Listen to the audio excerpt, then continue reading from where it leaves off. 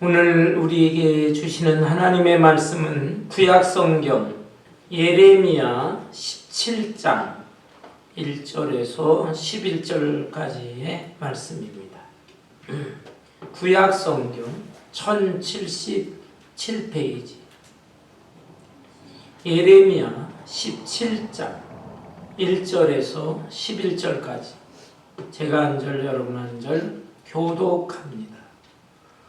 유다의 죄는 금강석 끝 철필로 기록되되 그들의 마음판과 그들의 제단 불에 새겨졌거늘 그들의 자녀가 높은 언덕 위에 푸른 나무 곁에 있는 그 제단들과 아세라를 생각하다. 들에 있는 나의 산하 내 온 영토의 죄로 말미암아 내가 내 재산과 내 모든 보물과 산당들로 노략을 당하게 하리니 내가 네게 준 내 기업에서 내 손을 낼 것이며 또 내가 너로 하여금 너희 알지 못하는 땅에서 내 원수를 섬기게 하리니 이는 너희가 내 노를 맹렬하게 하여 영원히 나타난 불을 일으켰으며 여호와께서 이와 같이 말씀하시니라. 무릇 사람을 믿으며 육신으로 그의 힘을 삼고 마음이 여호와에게서 떠난 그 사람은 저주를 받을 것이라.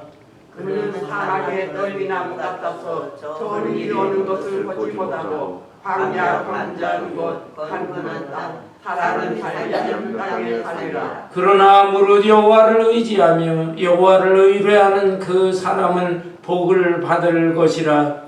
그는 물가에 심어진 나무가 그 뿌리를 강변에 뻗치고 그가 올지라도 두려워하지 아니하며 그 잎이 청청하며 가물을 해도 걱정이 없고 결실이 듣지 아니하는 것. 만물보다 거짓되고 심히 부패한 것은 마음이라. 누가 능히 이를 알리오마는 나 여호와는 심장을 살피며 폐부를 시험하고 각각 그의 행위와 그의 행실대로 공하나니. 11절 다같이 불의로 치부하는 자는 자고새가 낳지 아니한 알을 품음 같아서 그의 중년에 그것이 떠나겠고 마침내 어리석은 자가 되리라. 아멘. 한국 역사 신라 시대의 고승이었던 원효대사의 일화 가운데 이런 이야기가 있습니다. 원효대사가 젊은 시절에 자기 친구와 더불어 중국 당나라로 유학길을 올랐습니다. 얼마쯤 가는데 해가 저물어서 하룻밤을 청하게 되었습니다. 주변에 집들이 없고 산속에 동굴만 찾았습니다. 그래서 동굴 속에서 하룻밤 잠을 자게 되었습니다.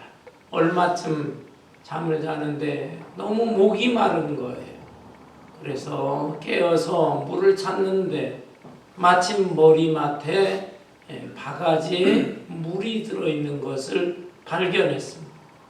그 물을 마셨는데 어찌나 시원하고 달달한지 목을 죽이고 그리고 잠을 또다시 청했습니다.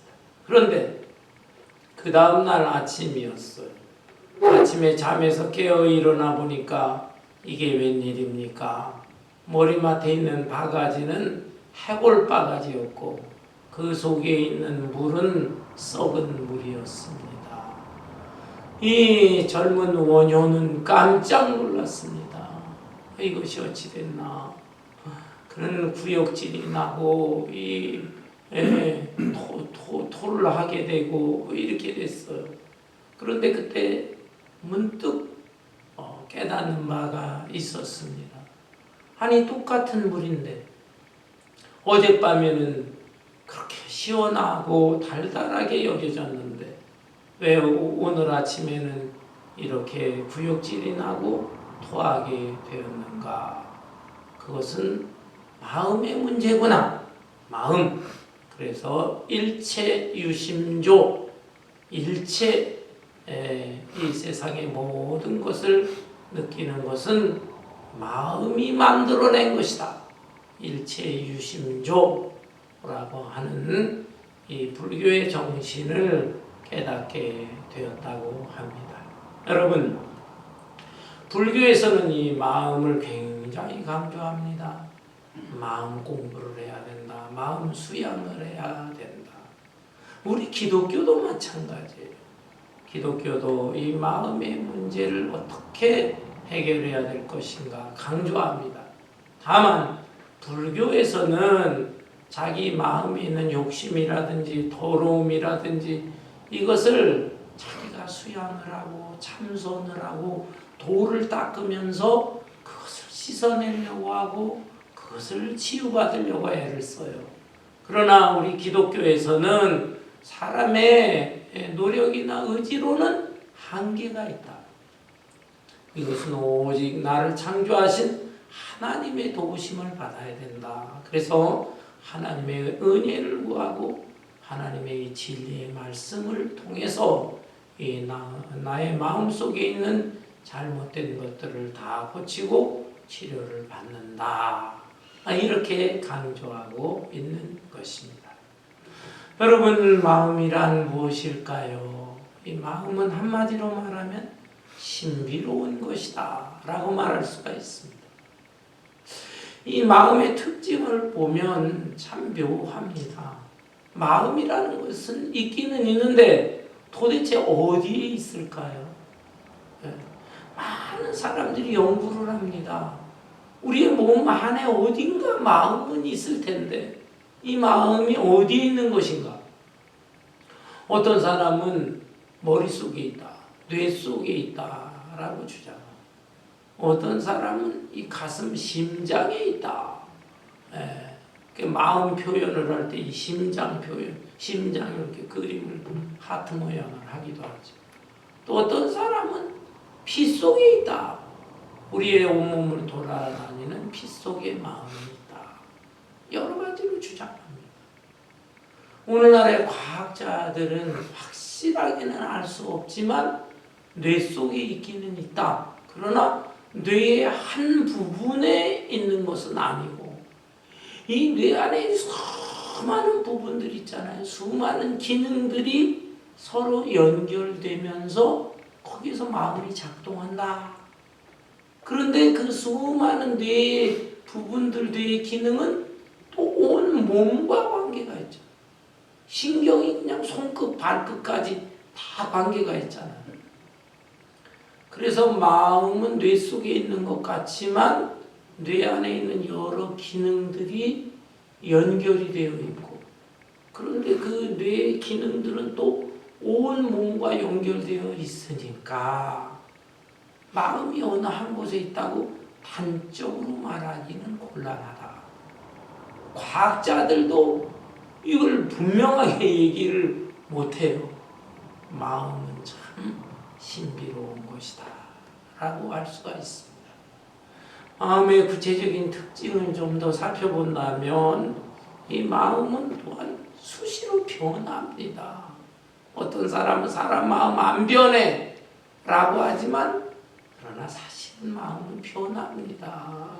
잘 변해요. 그래서 한자 말에 조석변이라는 말이 있습니다. 아침에 품었던 마음, 생각이 저녁 때가 되면은 또 그 마음과 생각이 달라집니다.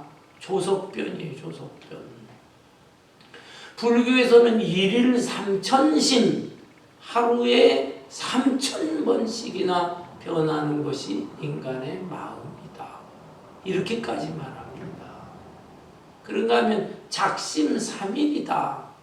마음으로 내가 결심을 합니다.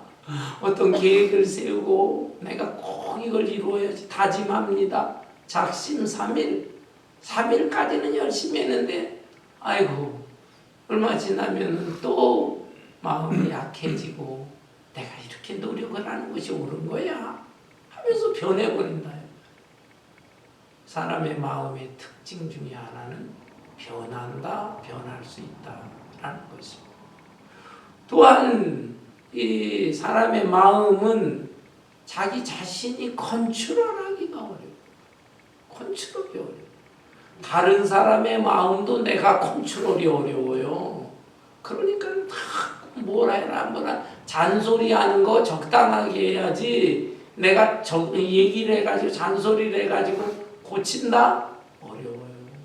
자식도 어렵고 친구도 어렵고 가까이에 있는 사람들한테도 얘기해봐야 고치기가 어렵습니다. 다른 사람의 마음은커녕 자기 자신의 마음도 통제가 어렵다니까요. 자기 자신의 마음, 내가 왜 이러지? 사랑해서는 안 될 사람을 사랑한다. 그런 말도 있고 노래도 있어요. 분명히 사랑해서는 안 될 사람인데 여러 가지 상황으로 봐서. 그런데 이 사랑의 마음, 이것을 접을 수가 없다. 어떤 사람은 더 미워해서는 안 돼요. 내가 이성적으로 이치적으로 알아. 저 사람하고 관계에서 내가 미워해서는 안 돼. 그런데도 그 미움의 마음이 이게 가시지를 않아. 내 의지력으로 이 통제가 잘 안 돼. 어떻게 이럴 수가 있는가. 그렇습니다. 저는 근래에는 결혼식 주례를 거의 안 하지만은 얼마 전까지만 해도 결혼식 주례를 좀 자주 한 편이었어요. 2, 3년 전에 또 한국에 가서 제 조카도 결혼도 하고. 근데 결혼식 할 때 보면은 다 좋아하잖아. 신랑 신부 하객들 다 좋아. 어떤 신랑 신부는 키스하라 그러면은 키스를 그냥 살짝 이러면 좋은데 쪽소리가 나도록 키스를 하더라고. 조금 민망할 정도. 그렇게 하고 반지 교환도 하고 그러면서 또 축복기도 하고 신랑 신부 퇴장 새롭게 행진하세요 하면은 참 좋아가지고 발장 끼고 행진을 합니다. 근데 저는 그 뒷모습을 보면서 꼭 당부를 하죠. 마음으로 당부. 제발 말씀 없이 잘 살아다오. 잘 살아다오. 왜 그렇습니까? 그렇게나 좋아했던 사람들인데 얼마가 하지 않아서 이혼을 한다. 실제로도 이혼할 때는 법정 투쟁까지 하면서 어떻게 그럴 수가 있는가. 죽고 못 살 것 같은데 불과 몇 년이 지나지 않아서 사람의 마음이 바뀌어가지고 그렇게 미워하고 갈라지고 싸우고 할 수 있는. 참 마음은 희한한 것이구나. 오묘하고 신비하고 이상한 것이구나 라는 것을 우리가 깨달을 수 있습니다. 오늘 본문 말씀에 보면 하나님께서는 우리 마음에 대해서 뭐라고 말씀합니까? 본문 9절에 보니까 만물보다 거짓되고 심히 부패한 것은 마음이라. 인간의 마음 하나님께서 아름답게 창조해 주셨는데 마음속에 죄가 들어감으로 인해서 이 마음이 거짓되다. 만물보다도 거짓되다. 부패했다. 썩어버렸다. 라는 것입니다. 어떻게 하면 우리의 거짓되고 썩어버린 이 부패한 마음, 병들은 마음, 이것을 고치고 새롭게 할 수가 있겠습니까?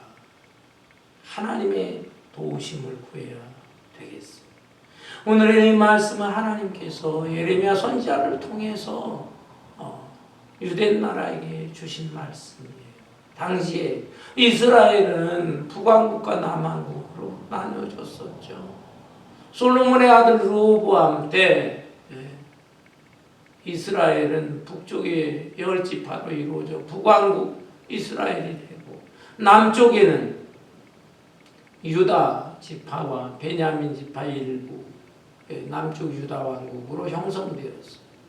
그렇게 둘로 나라가 갈라지고 오랜 세월이 지나서 북왕국은 아수르라고 하는 이방 나라에 의해서 멸망을 당하고 이제 남왕국 이 유대 나라도 바벨론의 공격을 받으면서 참 위태로운 상황에 놓여지게 되었다라는 것입니다.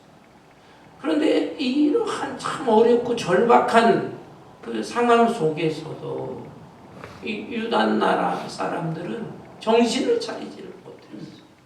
정신 차리지 못하고 하나님 앞에 죄를 범했어. 그 마음이 쭉 거짓되고 부패하고 병들고 하나님 앞에 죄를 졌는데 대표적인 죄가 무엇인가? 본문 1, 2절을 볼까요?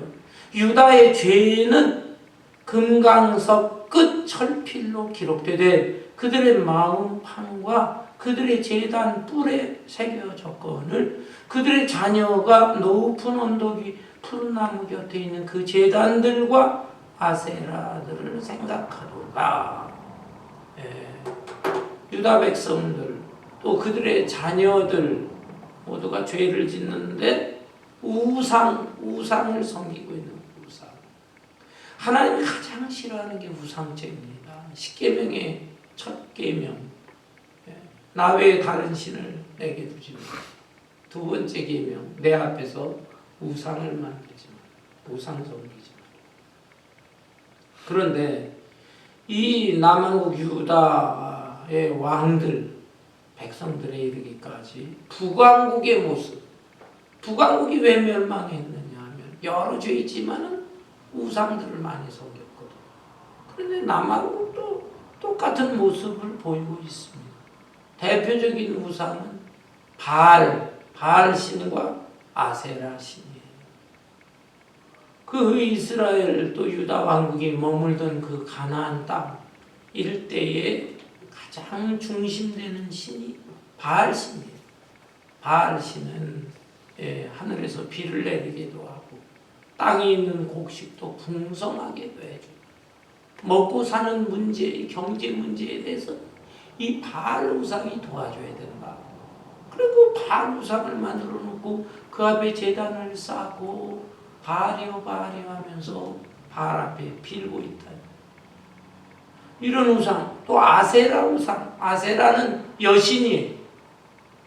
여신인데 그것은 자녀 생산. 옛날에는 이 자식 생산하는 거 많이 생산하는 거 이건 큰 복이라고 여겼어. 노동력이 부족하니까. 그런데 이 아세라 여신이 그걸 다 관장한다. 그 아세라 여신을 특별히 나무로 이렇게 나무, 그 목상을 만들어 그 앞에서 또 비나이다 이렇게 생각합니다. 그걸 하나님께서 하나님의 종들을 통해서 수차례 너희는 그렇게 하면 안 된다. 우상 만들지 말라. 하나님 앞에 돌아와야 된다. 회개해야 된다. 하나님의 말씀이 우선이다. 강조했지만은 그들이 듣지를 않아요. 그래서 하나님께서는 너희들의 죄를 갖다가 내가 딱 새겨두겠다. 근데 그 죄를 금강석 끝 철필로 기록하겠다.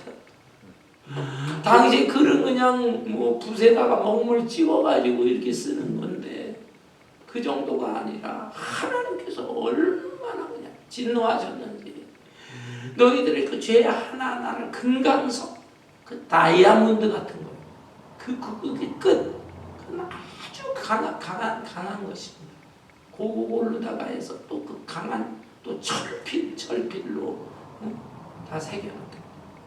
돌 비석에다가 금강석 철필로다가 비석에 그 글자를 새기는 건데 그것처럼 하나님께서 너희들의 죄악을 일일이 다 새겨놓겠다.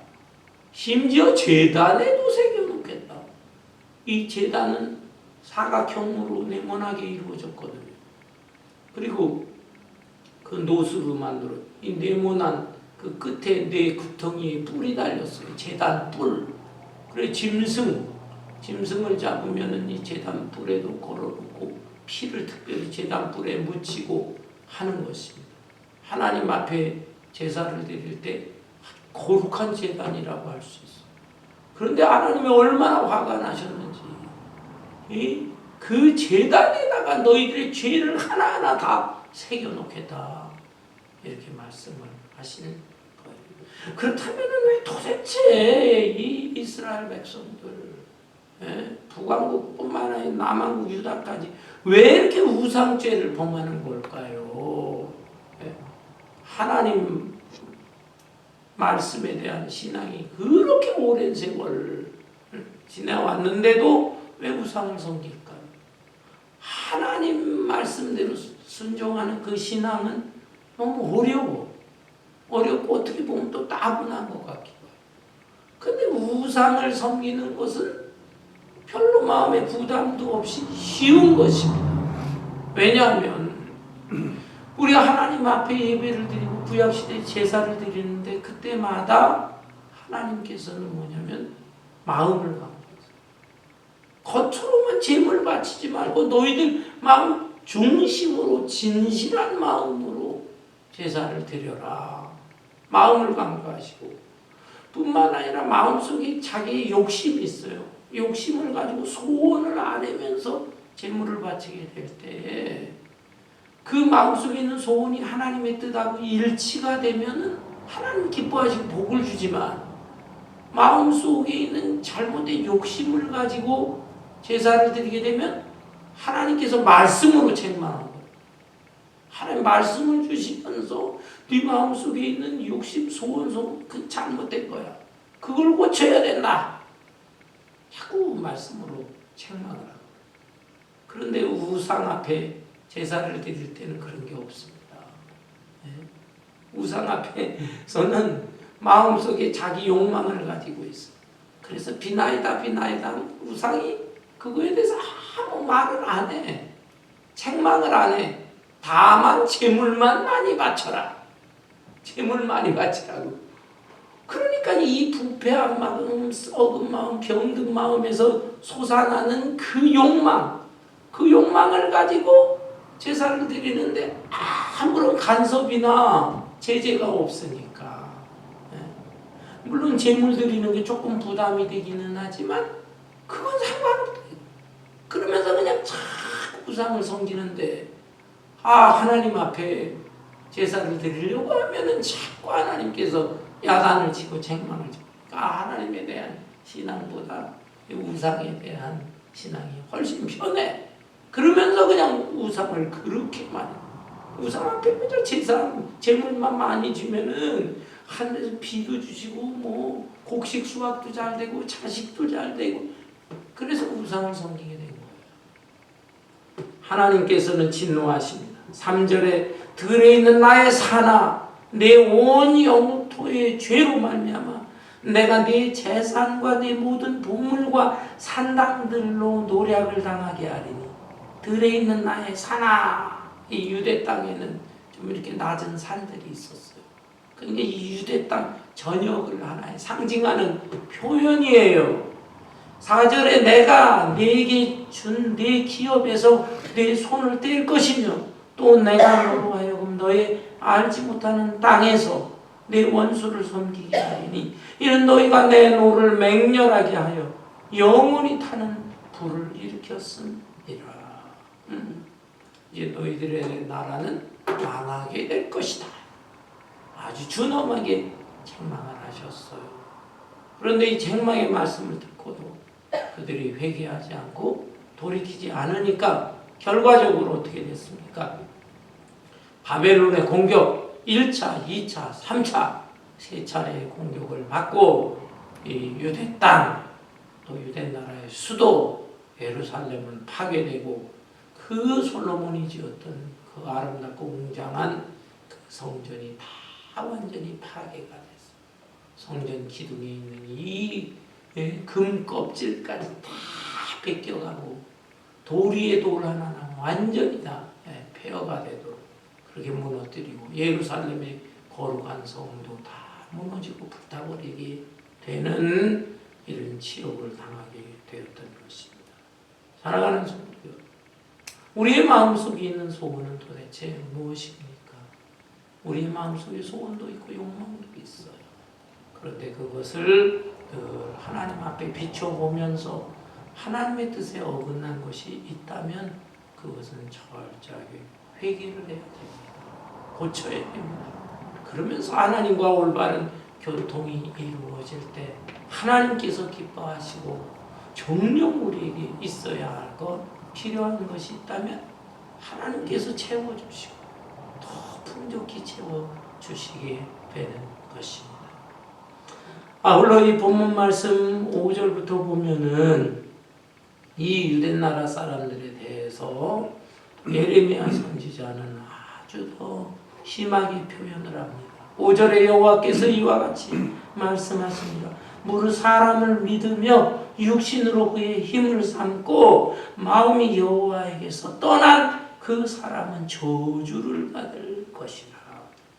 이 유대나라 왕으로부터 백성에 이르기까지 마음이 그 마음 속에 하나님의 영이 떠나버렸다. 하나님께서 함께하여 주셔서 그동안에 이 하나님이 이 이스라엘 이 유대나라를 지켜주셨는데 이제는 하나님께서도 실망을 하셨다. 하나님의 영이 떠나버렸다.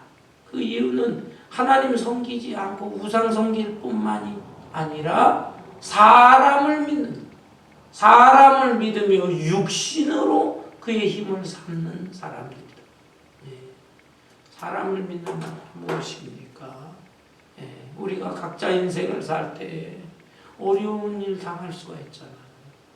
어려움 당하면 무엇부터 생각합니까? 우리 믿음의 사람들은 아이고 하나님 하면서 하나님 앞에 기도하고 이렇게 돼야 되는데 그보다는 당장 현실적으로는 이거 어떻게 해결하지? 그리고 사람들을 생각합니다. 누구한테 가서 도움을 받을까?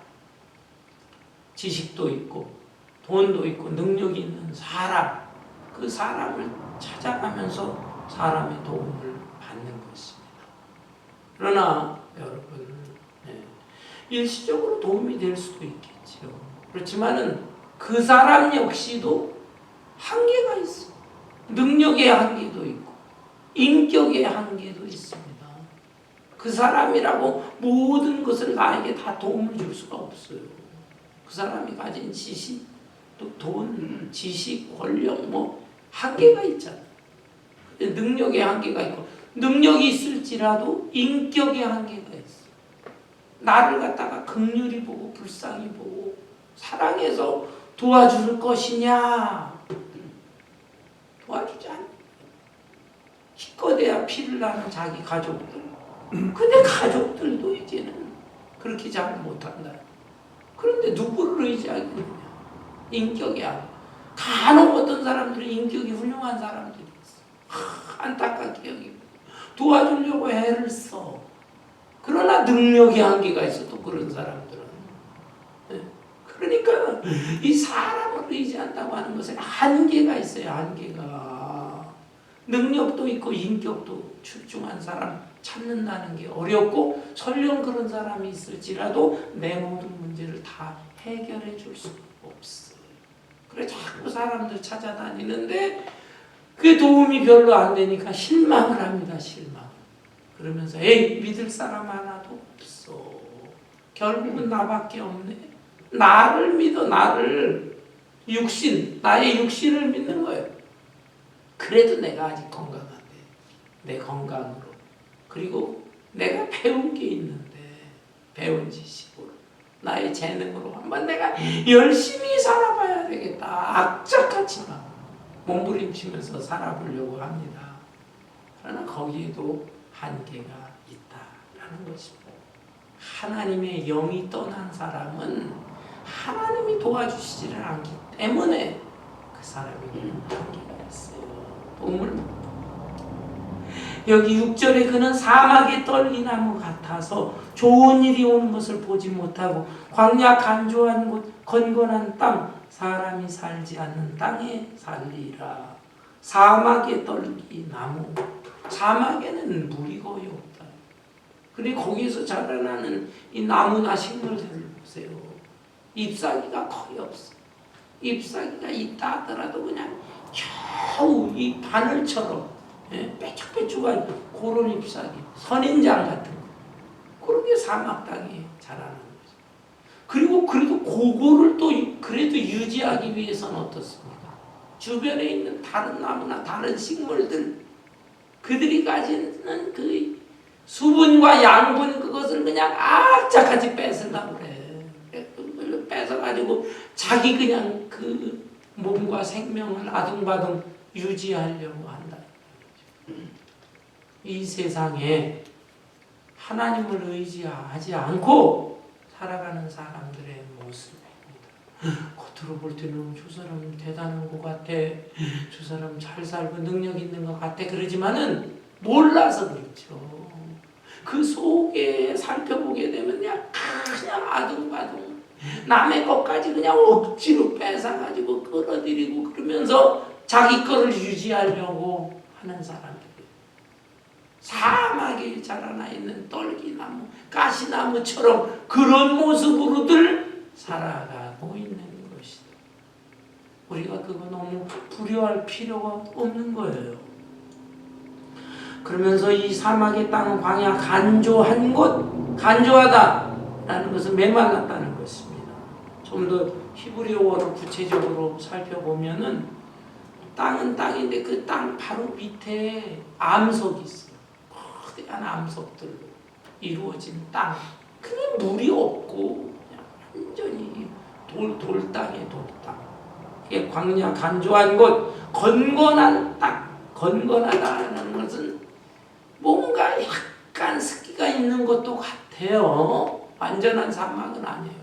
광야에는 약간 습기가 있는데 건건하다. 소금기가 있어, 소금기가. 그냥 물이 아니고 뜨거운 이 태양볕에 의해서 말라진 그 물 가운데 아마 건건한 소금기가 있는 것 같아요. 이런 곳에서 나무나 식물들이 제대로 자랄 수가 없는 것입니다.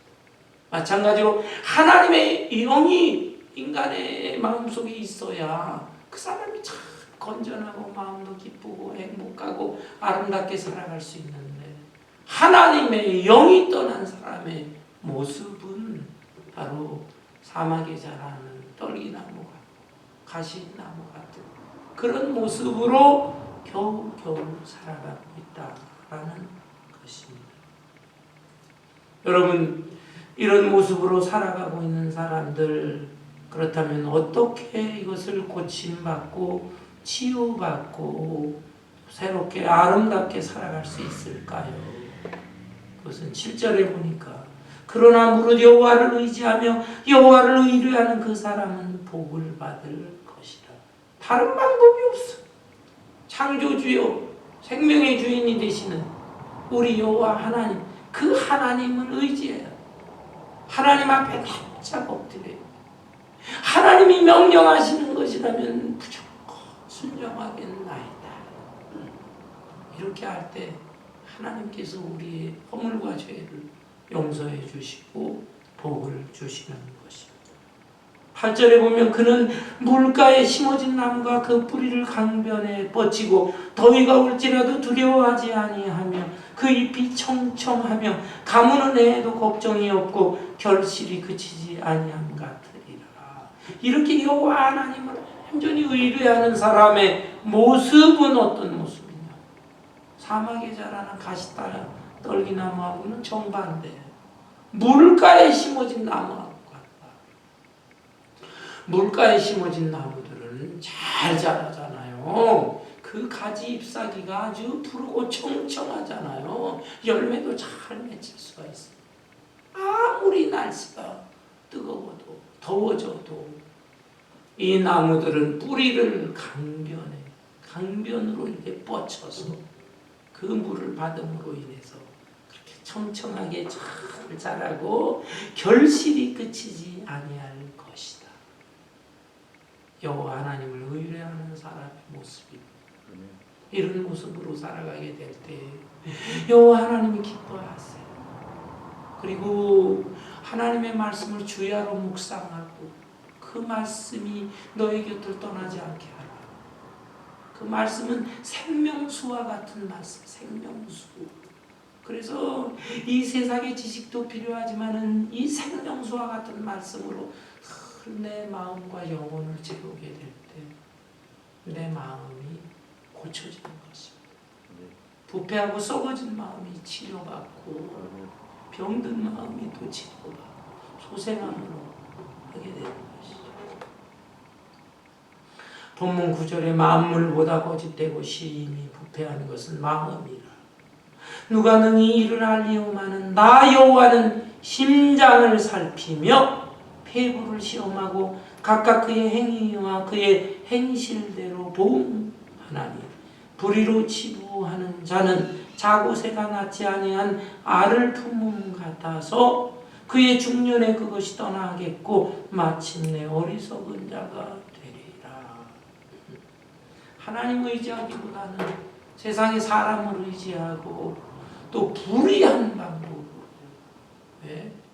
거짓되고 악한 방법, 치부를 하다, 부를 축적하는 자, 이런 사람들은 자고새가 낳지 않은 알을 품음과 같다. 자고새라고 하는 새가 뭘까요? 자고새, 저도 잘 몰라요.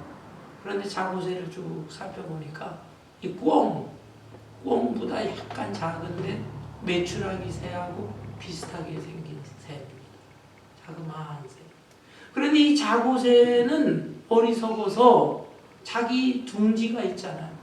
자기가 낳은 알만 품은 게 아니라 다른 새들이 가끔 자기 둥지에다가 알을 놔요. 그런데 그 알이 지 알인 줄 알고 품어가지고 그 알이 부화되고 자라나게 되면은 어느 정도 자라나면 그 새는 날아가 버리잖아요. 어떻게 보면 뻐꾸기 새하고 반대인 것 같아요.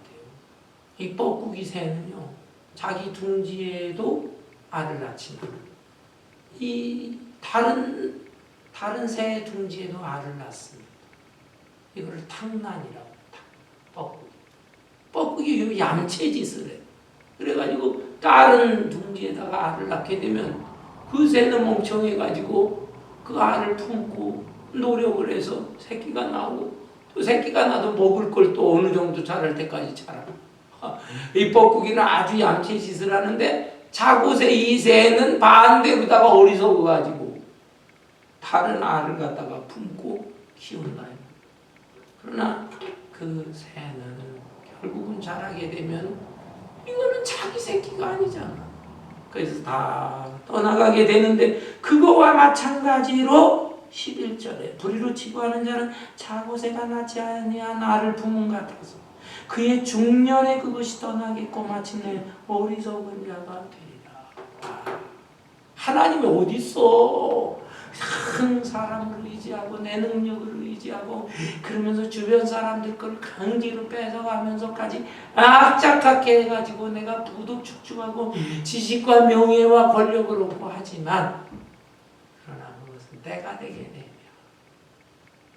젊은 시절에 그렇게 악착같이 애를 쓰고 했지만은 중년이 되고 나이가 되게 되면은 자고새 알이 깨어나서 다 새끼가 되고 또 성장해서 떠나는 것처럼 그것들을 의지했는데 그것들이 다 떠나게 될 것이다.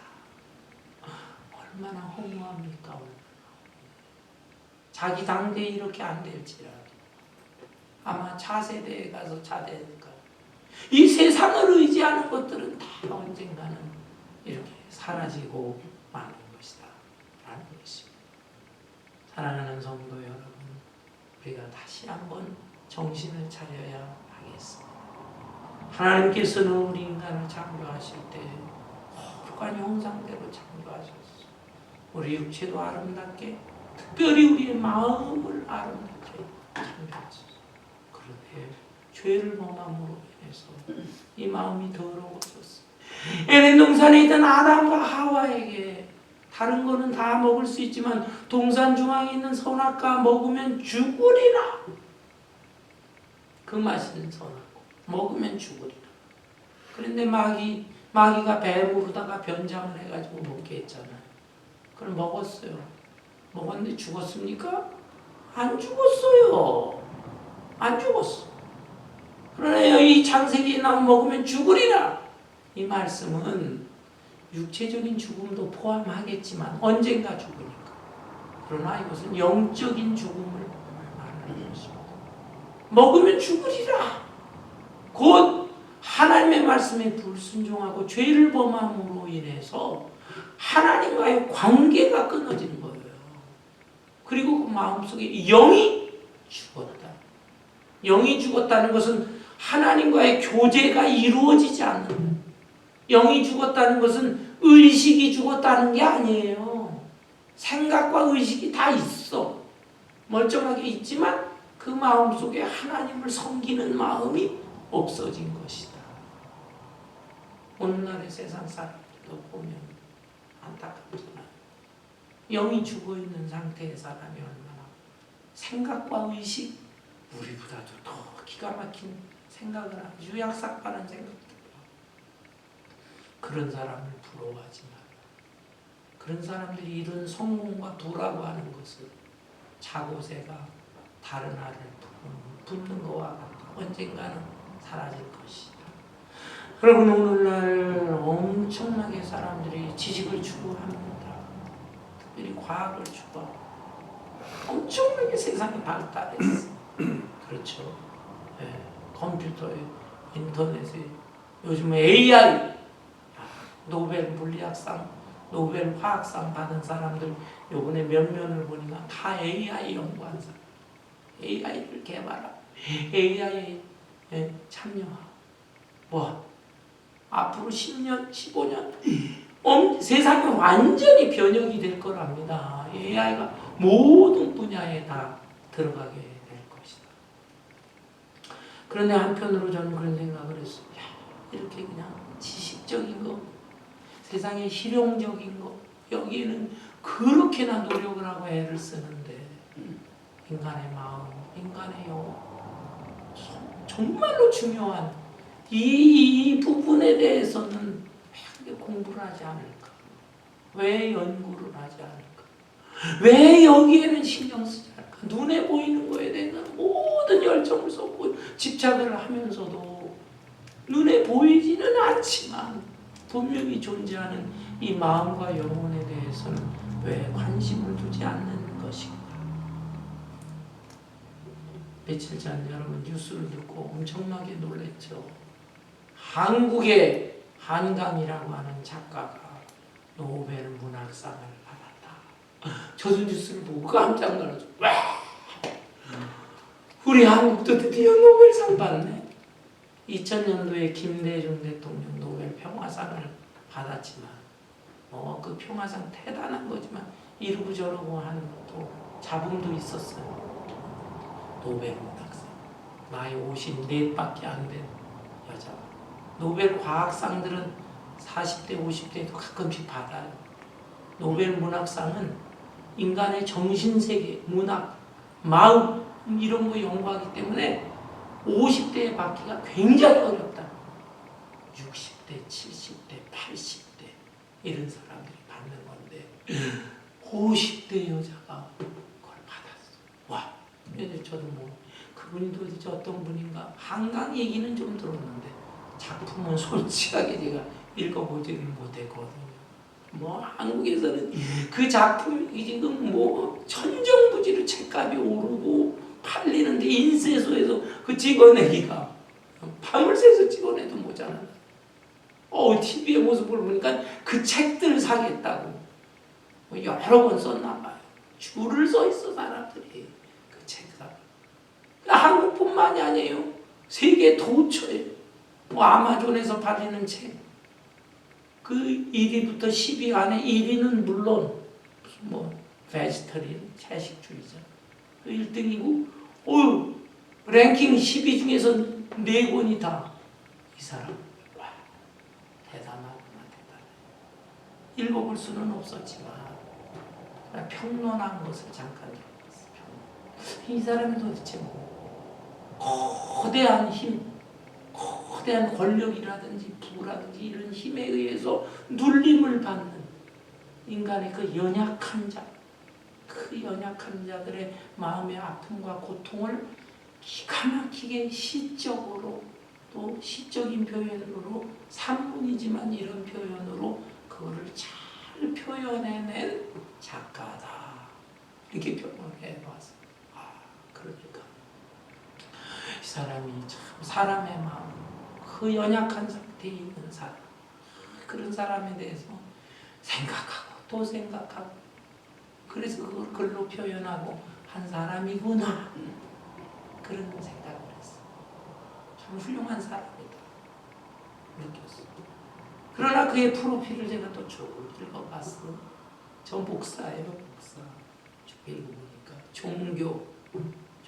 무종교. 좀 아쉽더라. 생각은 많이 하면서 사람의 마음에 대해서, 정신세계에 대해서 생각은 많이 하는데 목사로서 거기에서 좀 한 차원 더 나갔어. 인간의 마음, 영혼은 하나님께서 창조하신 것이고, 영이라는 것은 하나님이 내주하시는 것이다. 뿐만 아니라 이 금생의 문제, 사회현상 이런 것도 하겠지만 내세까지에 대한 문제, 그것을 깊이 생각하면서 그 재능은 있잖아요. 아픔. 그런 것에 대해서 글을 좀 써줬으면 얼마나 좋을까. 그러한 생각이 부족하고 또 금생과 내세 문제까지 생각을 못하고 하게 되면 인생의 모든 것은 자고새가 다른 알을 품고 언젠가 떠나가는 것과 같이 허무한 것입니다. 노벨상을 받았던 대가들과 지금 다 어깨를 견주는 사람이 됐다.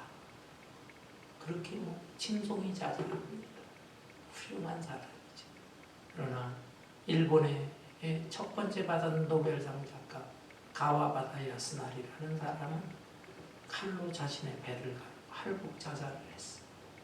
미국의 유명한 노벨 문학상 해밍웨이라고 하는 사람도 총으로 자살을 했습니다.